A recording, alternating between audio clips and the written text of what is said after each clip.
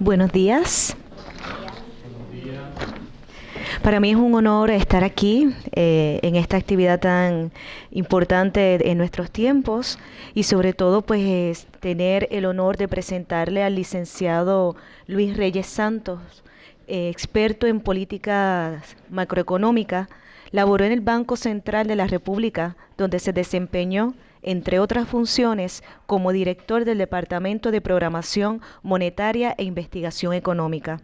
Fue coordinador del equipo técnico dominicano para la negociación y seguimiento del acuerdo con el Fondo Monetario Internacional que se ejecutó de 2005 a 2008 y fue parte del equipo que renegoció la deuda externa con el Club de París y Club de Londres entre 2005 y 2006.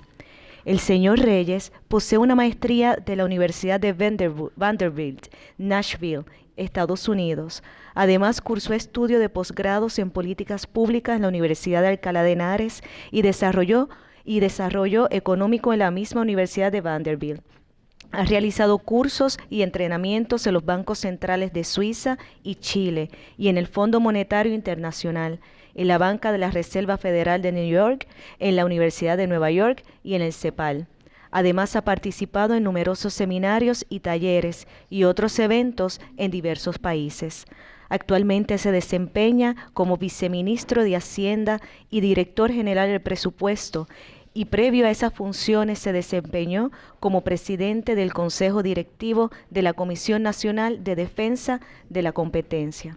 Así que bienvenido, licenciado Reyes Santos.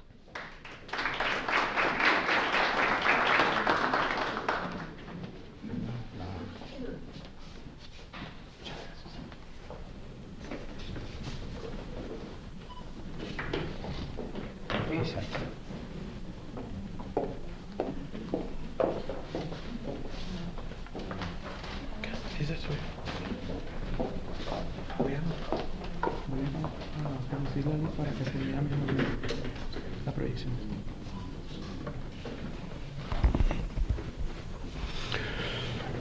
Muy buenos días a todos. Quiero agradecer a la Facultad de Administración de Empresas y a la Facultad de Ciencias Sociales de la Universidad de Puerto Rico por la gentileza de invitarnos a compartir con ustedes la experiencia de República Dominicana en asunto presupuestario en estos años recientes. Quiero agradecer también la hospitalidad de la Secretaría de Hacienda de Puerto Rico, con quien tuvimos oportunidad de compartir en la tarde de ayer y fuimos beneficiarios de su hospitalidad, de su amabilidad.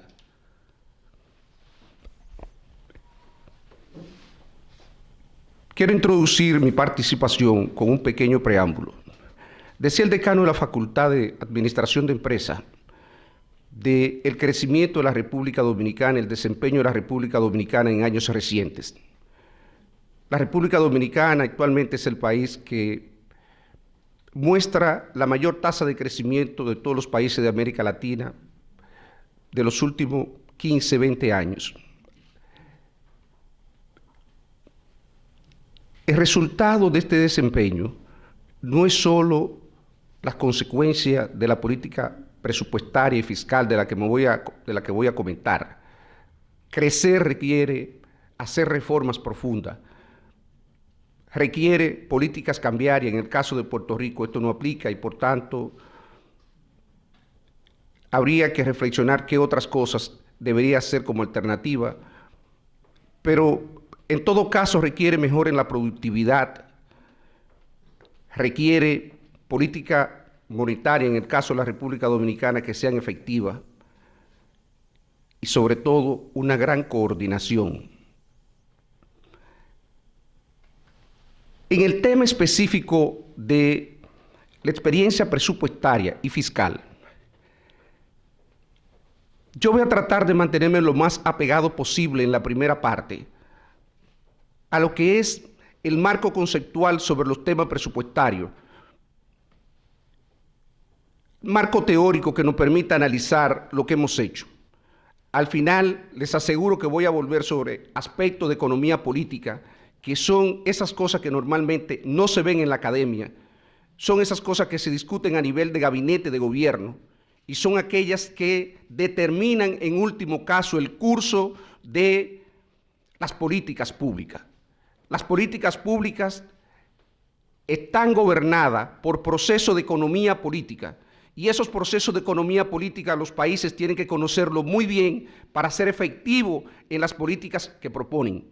Si no se entienden los procesos de economía política, les aseguro que la comprensión teórica conceptual de los problemas no es suficiente. Comienzo con la parte conceptual y le prometo, por lo menos los últimos 5 minutos, volver sobre el tema de economía política, de los procesos asociados a las políticas públicas, en particular a la política fiscal. Cuando reflexionamos sobre el tema de la política presupuestaria, la primera pregunta que uno se hace, un país en una situación de recesión, en una situación de crisis,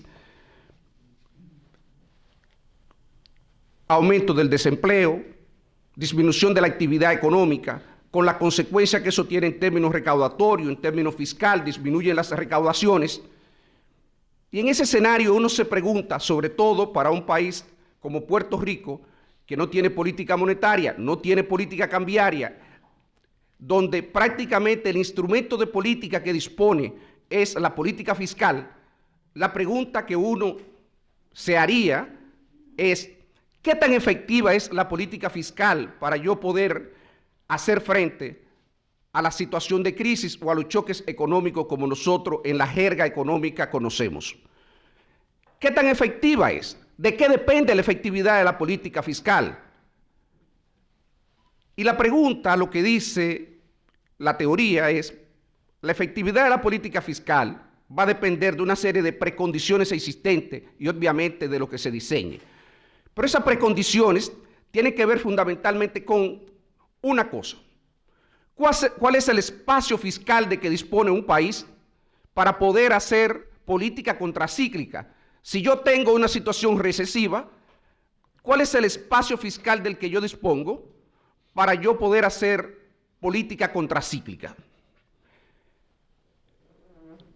Una pregunta asociada a la política presupuestaria es, ¿dispongo yo de suficiente espacio fiscal?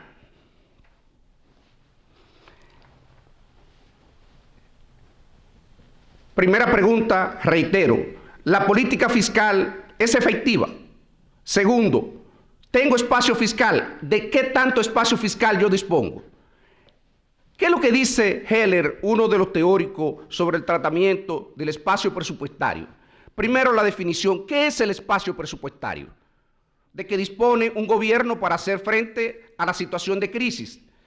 El espacio presupuestario se define como la disponibilidad que tiene un gobierno para poder asignar recursos para cumplir determinados fines sin poner en peligro la sostenibilidad fiscal.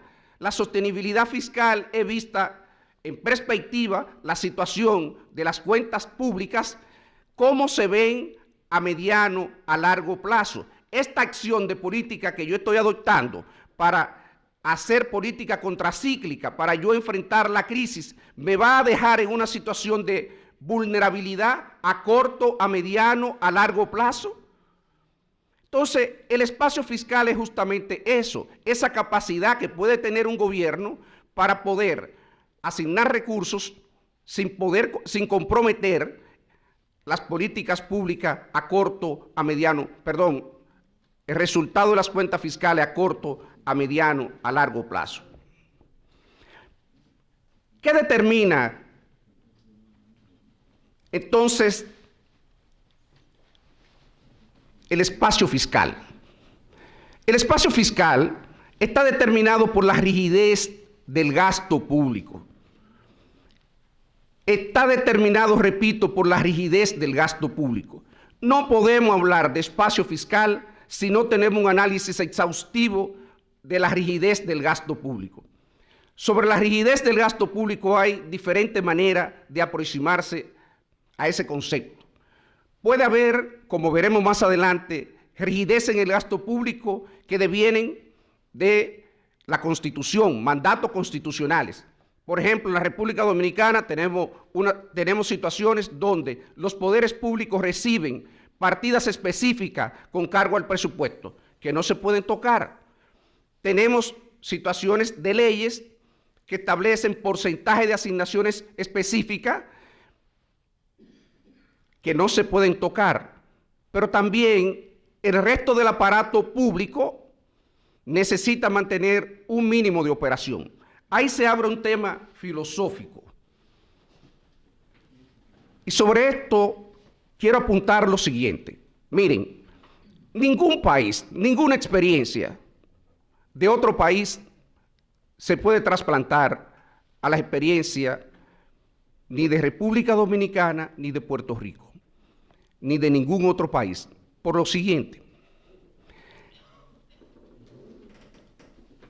la rigidez del gasto normalmente refleja, en no pocos casos, lo que ha sido el resultado de contrato social en los términos de Rousseau, contrato social en el que se establecieron prioridades de gasto público, que posteriormente podrán o no ser sostenibles, pero que en ese momento respondió a esa realidad. Y lo que estamos hablando es, si nosotros queremos tener políticas que sean sostenibles en el tiempo, se requiere posiblemente revisar el contrato social. Y el contrato social no es el resultado de una fuerza política en particular, ni de un grupo social en particular. Es el resultado del consenso que debe generar, unos consensos mínimos que debe de generar la población. Y de ese contrato social seguro que surgirán nuevas rigideces en términos presupuestarios.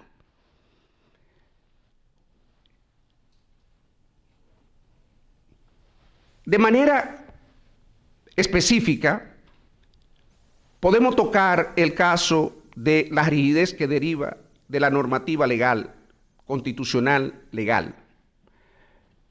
Ese es un caso. Pero también hay rigideces que la imponen las circunstancias, que la impone el mercado. El nivel de deuda, el nivel de deuda determina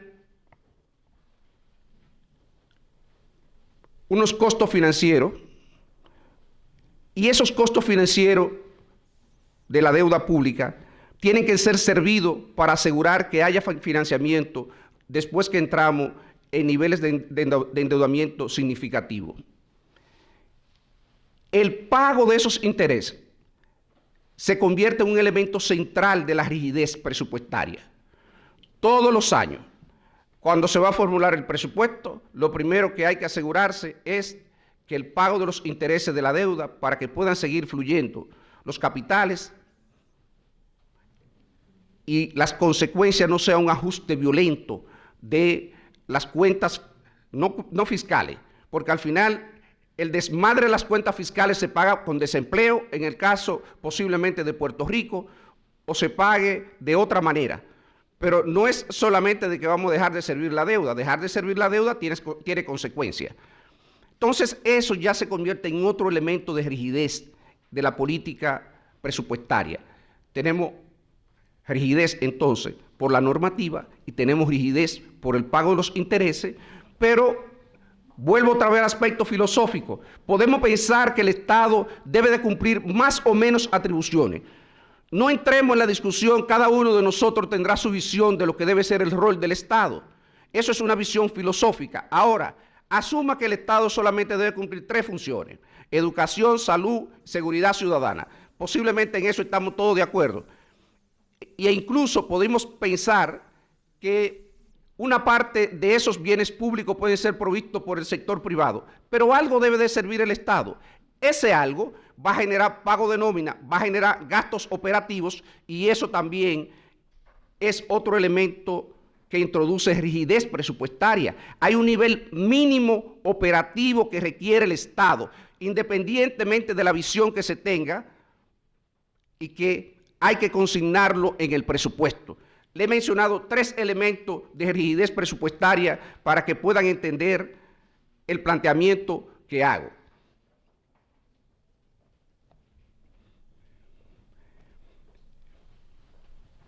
En las consideraciones de Heller, ¿cómo nosotros podemos entonces aumentar el espacio fiscal? De 2 maneras, plantea Heller: mantener el nivel corriente de endeudamiento, segundo, crear espacio fiscal a través del incremento de la deuda. Mantener el nivel corriente de la deuda supone mejorar la calidad del gasto público, por una parte, y por otro, obtener mayores ingresos vía presupuesto, vía donaciones. En el caso de naciones como Puerto Rico, República Dominicana, las donaciones ya no son significativas por una razón: el nivel de ingreso hoy día condiciona el otorgamiento de donaciones. Nosotros no somos sujetos de donaciones significativas, por tanto, ese concepto para nosotros no aplica. O mejoramos la calidad del gasto por una parte o aumentamos las recaudaciones. Por otro lado, tener buenos índices de credibilidad fiscal. Tener buenos índices de credibilidad fiscal ayuda a mejorar el espacio presupuestario, porque si un país tiene una buena valoración por parte de los mercados financieros, estoy hablando de países que pueden alcanzar grado de inversión. Un país con grado de inversión, el costo de financiarse puede ser 20, 30% más barato que lo que le costaría si no tiene grado de inversión. República Dominicana. Costo promedio de la deuda pública, intereses, ¿cuánto es? 6,5%. 6,5% aproximadamente. ¿Cuánto pagamos de intereses en términos anuales? Nosotros pagamos aproximadamente 2.000 millones de dólares, casi 1.900 millones de dólares de intereses de la deuda pública. Les aseguro que si nosotros tuviéramos grado de inversión, el costo de ese financiamiento podría disminuir a 4,5%, es decir, 1/3. ¿Y cuánto significaría 1/3? En lugar de los 1.900 millones, tendríamos 500, 600 millones de dólares, que sería espacio presupuestario, porque ya no tenemos que pagarlo. Podríamos tener el mismo resultado presupuestario asignando esos recursos a otros gastos y poder cumplir con algunos objetivos de política económica financiados con esos recursos. Entonces, ojo, el tema del manejo de la deuda es relevante y mi colega Michelle Sánchez ya tendrá oportunidad posiblemente de tocar este tema en su oportunidad. En todos los países, señores, existe el concepto de rigidez presupuestaria. Si ustedes ven el caso de Estados Unidos, en Estados Unidos los mandatory expenditures, los gastos mandatorios que deben establecerse en el presupuesto, representan el 70%. 70% del presupuesto son gastos mandatorios, lo que quiere decir que la capacidad que tiene un gobierno para alterar el gasto solamente es el 30% del total de gasto consignado en el presupuesto. En el caso de Francia, la rigidez presupuestaria es mucho menor, es de solo 35%, que corresponden a esos gastos mandatorios que ya recibí. Pero como veremos, en el caso de República Dominicana, eso representa 70-75% en los momentos actuales. Permítanme ahora rápidamente, discúlpenme.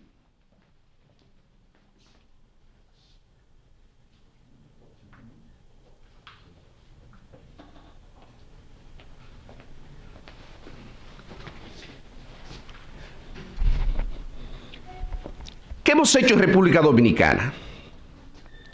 Miren, a raíz de la crisis de la crisis financiera global del año 2008, los niveles de endeudamiento en República Dominicana eran sumamente bajos para el sector público no financiero.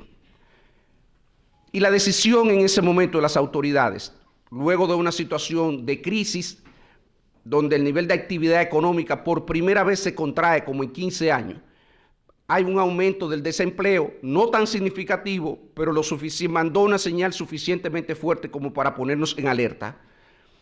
Y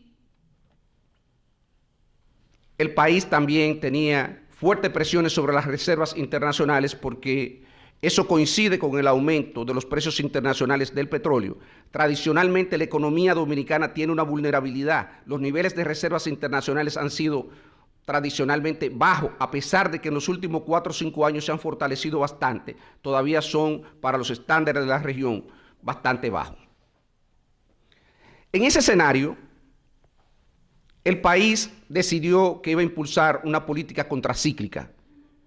Tenía el espacio fiscal para ello, tenía niveles de endeudamiento bajos, tenía la posibilidad de conseguir financiamiento, aunque sea vía un acuerdo. Eso se facilitó por la declaración del Club de Londres. Recordarán, en el año 2009, el G20 instruyó al Fondo Monetario Internacional para que le diera apoyo a todos los países. Nosotros hicimos provecho de esa oportunidad. Luego de la recesión que nos metimos entre finales del año 2008 y principios de 2009, decidimos que íbamos a hacer uso de ese espacio fiscal para nosotros hacer política contracíclica y tratar de revertir la tendencia del ciclo económico.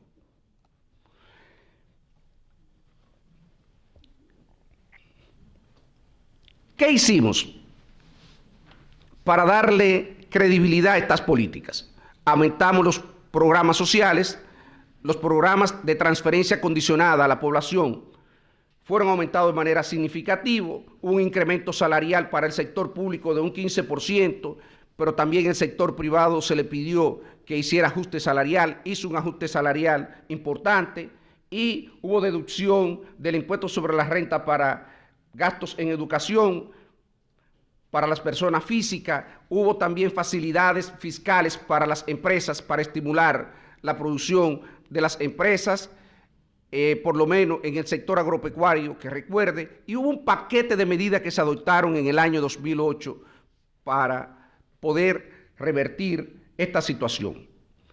Sin embargo, los precios internacionales del petróleo nos jugaron una mala pasada. Crecieron de una manera geométrica y esto combinado con una recaudación de las recaudaciones nos dejó en la siguiente situación. El cuadro que está a la derecha de ustedes, las barras azul, la primera de ellas se refiere a los ingresos correspondientes al año 2007, 17.3% del Producto Interno Bruto. El gasto, 16.0%. En otra palabra, teníamos un superávit de 1.3% en el año 2007 en las cuentas fiscales. Ya para el año 2008, los ingresos habían caído de 17.3 a 15.7. Esto es 1.6% del PIB. 1.6% del PIB para el tamaño actual de la economía dominicana representarían unos 1.000 millones de dólares, habían caído las recaudaciones. Mientras que el gasto, por el contrario, se expandió de 16% en el 2007 a 17.9%, 18%. La combinación de la caída de las recaudaciones con el aumento del gasto dio por resultado un nivel de déficit del sector público hacia el año 2008 de 3.5%. Observen que estamos pasando de una situación de superávit a una situación ya de déficit de 3.5%. Y ahí comienzan nuestros problemas. El superávit primario, que es el indicador al final de referencia para determinar por lo menos la capacidad de las cuentas fiscales a corto plazo. Se nos deterioró de 1.3% en el 2007 a 2.2% en el 2008 y 1.4% en el 2009. ¿Por qué es importante el superávit primario? Porque cuando usted tiene un déficit como el que ustedes ven en el cuadro de la izquierda, lo que estamos diciendo es que nos estamos endeudando para pagar intereses de la deuda. Es decir, los intereses están contribuyendo a aumentar la deuda pública. Por eso es tan importante prestarle atención a este indicador. Y ahí ya teníamos una situación de alarma. No obstante, déjenme decirle, no corregimos eso a tiempo y todavía estamos pagando las consecuencias de eso.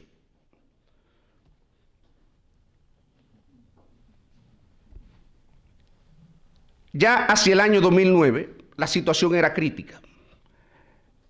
El gasto primario se había deteriorado, es decir, el gasto que tiene impacto en el nivel de bienestar de la ciudadanía. El gasto primario es el total de gastos sin los intereses de la deuda. Ese gasto primario había comenzado a deteriorarse y comenzábamos a sentir las presiones sociales de la disminución del gasto primario. Si ustedes ven en el gráfico de la derecha, los ingresos para el año 2008 caen a 16% y el gasto ya llega a 19%.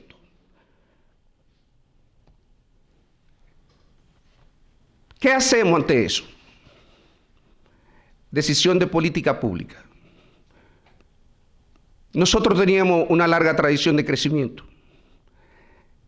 El gobierno sentía la presión del aumento del desempleo y ahí es donde se adopta la decisión: vamos a hacer política contracíclica. Negociamos un acuerdo con el Fondo Monetario Internacional. Esa negociación con el Fondo Monetario Internacional nos aseguró desembolso durante el año 2009 y 2010 por 1.700 millones de dólares, pero en adición a eso, el gobierno fue al Congreso y le pidió apoyo y el Congreso le permitió un aumento del déficit público y obviamente con ese financiamiento llegó, en lugar de 1.700 millones de dólares, a 2.800 millones de dólares. Veremos cuáles fueron las consecuencias de esto rápidamente. ¿Se revirtió la tendencia? Claro que la revertimos. Usted le inyecta a una economía como la dominicana, eso no tiene que ser en todos los casos igual, en todos los países, pero en el caso de la República Dominicana, esos 2.800 millones, el desempleo que había pasado de 4.6%, el desempleo abierto, a 5.7% en el 2009, ya para el año 2010 había regresado a niveles de 5%. Y el crecimiento económico, señores, que había sido de solo 0.9%, una economía que había tenido un crecimiento promedio durante los últimos 10 o 15 años de 5 o 6%, había caído a 0.9%. Y como resultado de este impulso fiscal del año 2009, que continúa en el año 2010, en el año 2010 la economía creció 8.3%. ¿Es esto bueno? Sí y no. Sí y no, porque posiblemente si eso lo hubiésemos hecho ese solo año, las cosas no fueran tan complicadas hoy día. El tema es persistir en estos estímulos fiscales. Los estímulos fiscales no son ni buenos ni malos. Yo creo que si se utilizan de manera prudente pueden dar resultados y obviamente si se entiende el impacto que el estímulo fiscal va a tener efectivamente en el nivel de actividad económica. Entonces, le digo de nuevo, sí, mejoramos, rompimos la tendencia en ese momento, volvimos a crecer y mejoramos el nivel de empleo. Sin embargo, hay una cosa que sobre todo los académicos que trabajan en las ciencias sociales conocen muy bien, algo que se llama histéresis de los procesos. Histéresis de los procesos no es más que esas consecuencias que subyacen luego de que se adoptan determinadas medidas. Entonces, desde esa perspectiva, ¿qué pasó con la estructura de las cuentas fiscales de República Dominicana? En el cuadro que ustedes tienen a la derecha, la última parte que ustedes ven en azul, eso no es más que el porcentaje de los intereses de la deuda en el total de gasto. En el año 2008 era 8.33% del total de gasto, hacia el año 2012 ya había aumentado a 12%. Señal, fuerte nivel de endeudamiento de los años previos, 2009, 2010, no va modificando la composición del gasto. ¿Y qué es eso? Yo le decía a ustedes que eso no es más que disminución del espacio fiscal, del espacio presupuestario. Si ustedes suman a esa situación algo que ocurre después, la nueva administración de gobierno decide que va a otorgar 4% del Producto Interno Bruto para cumplir con una demanda de la sociedad dominicana de que el gobierno asignara esa partida para la educación preuniversitaria. Y el gobierno ha honrado hasta el día de hoy ese compromiso. Pero los intereses de la deuda, que ya en ese momento, con ese 12%, representaban aproximadamente 1.300, 1.400 millones de dólares, hoy día representan 2.800 millones de dólares, perdón, 2.000 millones de dólares. El crecimiento de los intereses de la deuda más el 4% de educación ha cerrado el espacio fiscal prácticamente que tiene el gobierno. ¿Cómo nos hemos manejado? Porque hemos podido disminuir el nivel de inversión pública a niveles mínimos, hemos sido creativos, hemos sumado al sector privado en algunas de estas cosas para realizar proyectos conjuntos y eso no ha dado una cierta flexibilidad en el manejo de las cuentas fiscales. Obviamente, esto todavía no permite atacar el problema central, el problema de fondo, de darle sostenibilidad a las cuentas fiscales a largo plazo. En el año 2012, ante esta situación, el gobierno decide, tenemos que entrar en un proceso de consolidación fiscal. El proceso de consolidación fiscal no es más que darle sostenibilidad a las cuentas fiscales a largo plazo, mediano a largo plazo. No podemos mantener los niveles de déficit público. ¿Por qué? Porque en el año 2012 se generó un nivel de déficit público en las cuentas públicas histórico. Alcanzó 6.8% sin el déficit del Banco Central, que como resultado de la crisis del año 2003-2004, tiene un problema cuasi fiscal que normalmente asciende entre 1.2 y 1.5%. El déficit del sector público consolidado, es decir, incluyendo el Banco Central, hacia el año 2008 alcanzó 8% del Producto Interno Bruto y eso destapó una verdadera situación de crisis política en República Dominicana. República Dominicana es un país que normalmente se manejaba con déficit entre 2 y 3% del Producto Interno Bruto y 8%, generó unas presiones enormes. Y presionó al gobierno para que el gobierno tuviera que adoptar medidas de consolidación, de ajustar las cuentas fiscales para hacerlas sostenibles a mediano y largo plazo.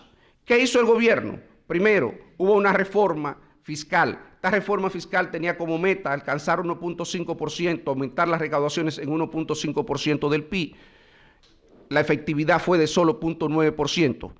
Y eso no ayudó porque ya el gobierno había adoptado la decisión de aumentar el 4% para la educación preuniversitaria y al mismo tiempo los intereses a la deuda comienzan a crecer. Para que tengan una idea, entre el año 2013 y el presupuesto de este año, el gasto en los intereses de la deuda pasaron de 45.000 millones en el 2012 a 98.000 millones de pesos, prácticamente 100%. El gasto en educación pasó de 60.000 millones de pesos a 132.000 millones de pesos. En total, entre esas dos partidas, el gasto aumentó 132.000 millones de pesos, pero el gasto total del gobierno solamente aumentó en 118.000 millones. Es decir, hay 14.000 millones de pesos para cumplir con esos dos compromisos que el gobierno ha tenido que buscarlo de otros gastos presupuestarios para poder cumplir, honrar con esos dos compromisos. Obviamente, en la medida que recorta gastos y por otro lado aumenta el pago de los intereses y el 4% para educación, recuérdense que el 4% del PIB en una economía que crece todos los años, eso le aporta a educación 10.000 millones de pesos, aproximadamente 12.000 millones, todos los años adicionales en el presupuesto. Eso es más o menos 300 millones de dólares. Entonces, ¿qué hacer? Nos encontramos de nuevo en una situación donde el espacio presupuestario, el espacio de la política fiscal es muy limitado. Y eso es lo que ustedes van a ver aquí. La parte de la franja amarilla de esta tabla, lo que vemos, de este cuadro es que todo el gasto, la nómina pública, representa, esto es sacando educación que tiene su propio presupuesto, el resto de la nómina pública aumenta de 38.2 del total de gasto a 41.3. ¿Por qué? porque todos los años las Fuerzas Armadas, la Policía Nacional, los médicos tienen incentivo por ley que hay que otorgárselo. Y aunque no ha habido ajuste salarial prácticamente generalizado en 4 años, de alguna manera algo aumenta la nómina. Pero lo más grave de todo eso, los intereses, recuerdan el 8.33 que le mostré ya en el año 2012, ya hoy representan 15% del total de gasto. Esas son las consecuencias. Ahora entienden el concepto de histéresis de los procesos. Aumentamos la deuda, tomamos la decisión y lo que se refleja en las cuentas fiscales es esta nueva estructura de gasto que ustedes tienen, con muchísimo más rigidez. Entonces, ¿hacia dónde teníamos que ir? Si tenemos un deterioro en el balance primario, tenemos rigidez, pero tenemos que avanzar porque hay que mandar una señal a los mercados financieros para que puedan financiarnos. ¿Cuál es la señal que hay que mandar? Que el balance primario nuestro va mejorando para hacer cada vez más sostenible las cuentas fiscales. No hemos avanzado, no hemos logrado lo que queríamos, lo que teníamos previsto, pero todos los años les aseguro que el balance primario ha ido mejorando. ¿Cuánto fue el balance primario en el año 2012? Negativo 6.9% del PIB. Oigan esto, el balance primario fue negativo 6.9% del PIB. Recuérdense que el balance primario es el total de gasto excluyendo los intereses de la deuda. Si restamos los intereses de la deuda, sustraemos los intereses de la deuda, aún así tenemos un balance primario de casi 7% del PIB. Hacia el año 2013 logramos reducir eso casi 3 puntos porcentuales, de 7% a 4.2%. Hemos continuado. Hacia el año 2014 bajamos a 3.2%. Perdón, de 4.2 bajamos a 1.2 en el año 2014, a 0.5 en el año 1.2 en el 2013, 0.5 en el 2014 y 0.4 en el año 2015. Todavía es negativo después de un esfuerzo sostenido de 4 años. Con esto prácticamente concluyo. Me puedo brincar esto y decir lo siguiente.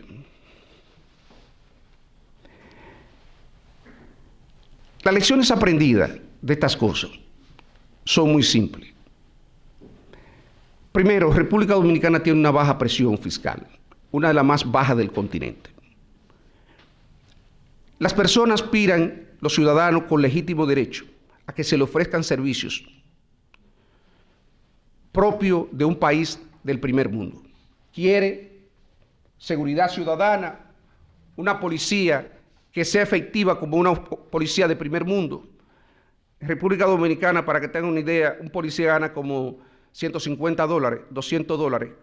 No hay manera de usted tener una policía del primer mundo con un policía que gane $150. Tiene bajo presupuesto en salud, la salud es precaria. Hemos hecho un gran esfuerzo por universalizar el seguro social, ya tenemos un 60, un 70%, en eso hemos avanzado. Pero el caso es que no hay forma de que que el Estado pueda proveer servicio público de calidad. Si tiene que otorgar solo para educación el 4%, tiene una presión tributaria de 14%, tiene que destinar 4% para la educación preuniversitaria y 3% prácticamente para el pago de los intereses de la deuda. ¿Ustedes piensan que con el resto nosotros vamos a tener un Estado eficiente? No, no. Por eso yo digo, ¿cuál es el nivel de presión tributaria apropiada? La sociedad tiene que ponerse de acuerdo. El contrato social de Rousseau de nuevo. ¿Cuál es el tipo, la calidad de servicio público que nosotros queremos? ¿Qué es lo que nosotros queremos proveer como Estado? Y entonces, en función de eso hay que cuantificarlo. Y esa debe ser la presión tributaria. De lo contrario, vamos a seguir teniendo problemas.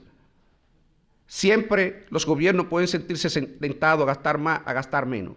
Pero cada día hay más presión por parte de los mercados financieros internacionales de que haya un manejo prudente de las cuentas fiscales.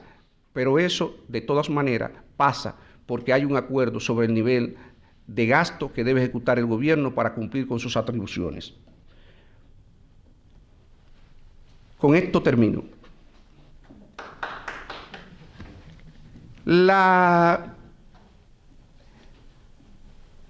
Frecuentemente, y esto sobre todo en el marco de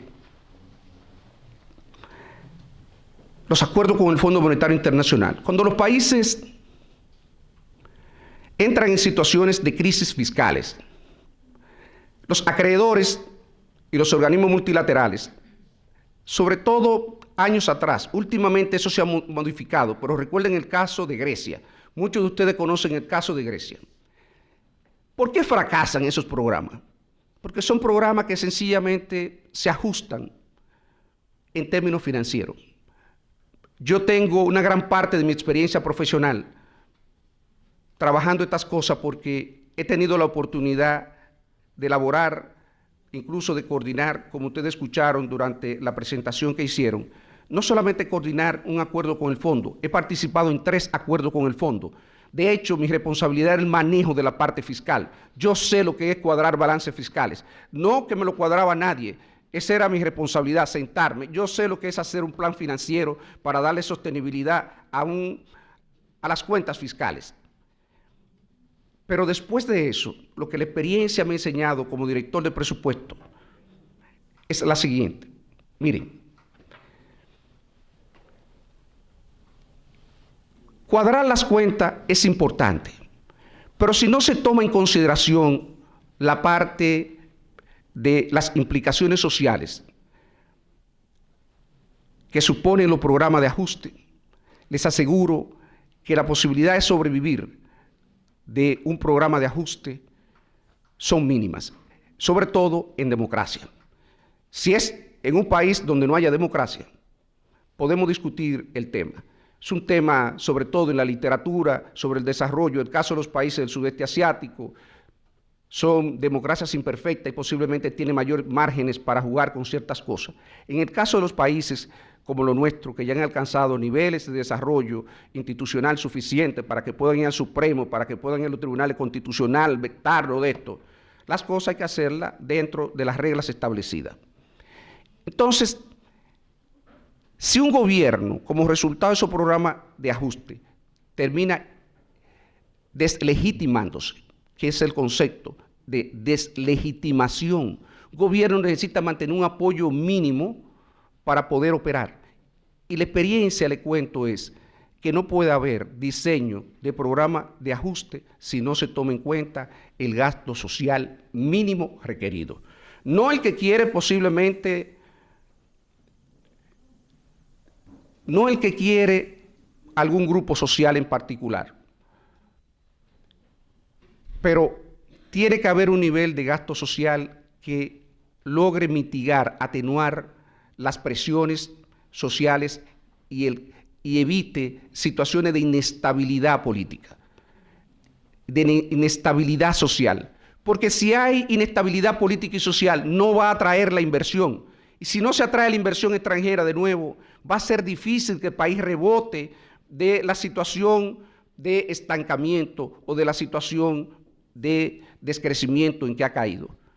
Por eso hay que atenuar, repito, hay que atenuar esas presiones sociales con políticas certeras, políticas públicas muy bien orientadas, muy bien enfocadas. Hay programas que se conocen internacionalmente que han sido muy efectivos para ello. Toma tiempo. Y lo otro que voy a decirle es, cuando uno enfrenta situaciones de crisis, la República Dominicana lo hemos vivido los últimos 20 años. Yo creo que hay un elemento donde las sociedades tienen que aprender a pactar. Tienen que aprender las fuerzas políticas a poder sentarse alrededor de un mínimo de condiciones. Y eso puede incluir también la sociedad civil, sector empresarial. Y ahí es donde viene la idea del contrato social. Si eso no se hace, es difícil que estas cosas, por más cuadradas que estén, recuérdense que es en una democracia, por más cuadradas que estén, será difícil darle sostenibilidad. Me avisa Milagrito que tengo 1 minuto y en ese minuto les digo lo siguiente. Recuerden, hay que entender los procesos de economía política, la correlación de fuerza con el Congreso, el rol de los partidos políticos y sobre todo tiene que haber buena voluntad ciudadana.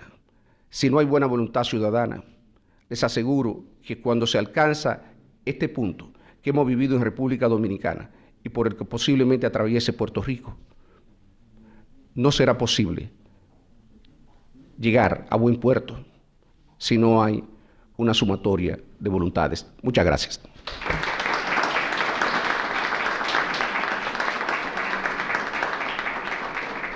Interesantísimo. Nos hubiera gustado, ¿verdad?, que esos puntos que dijo hay que hablar, los siguiéramos hablando. Por favor, la luz encendida. Recuerden las preguntas en un cartoncito para hacérselas llegar a la moderadora.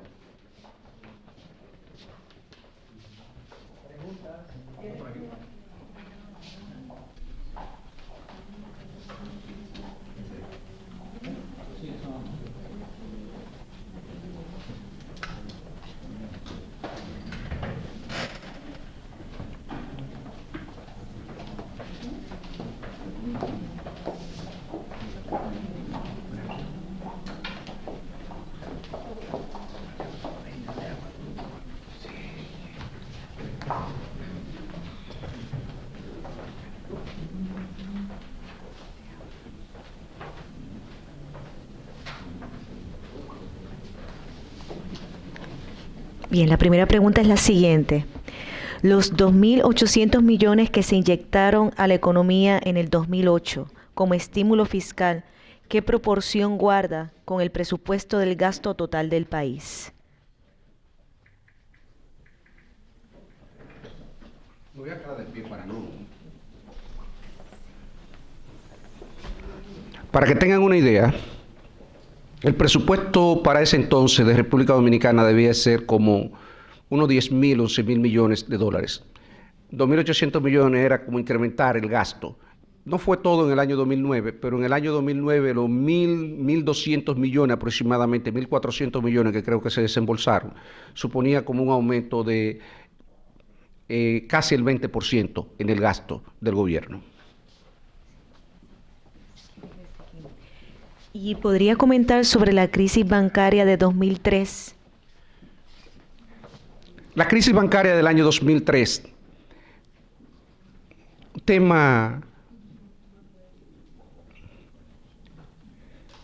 yo no voy a decir complejo. Miren, la creación, un tema que a veces surge, sobre todo en el debate político, frecuentemente se critica de que los gobiernos no tienen la fortaleza institucional.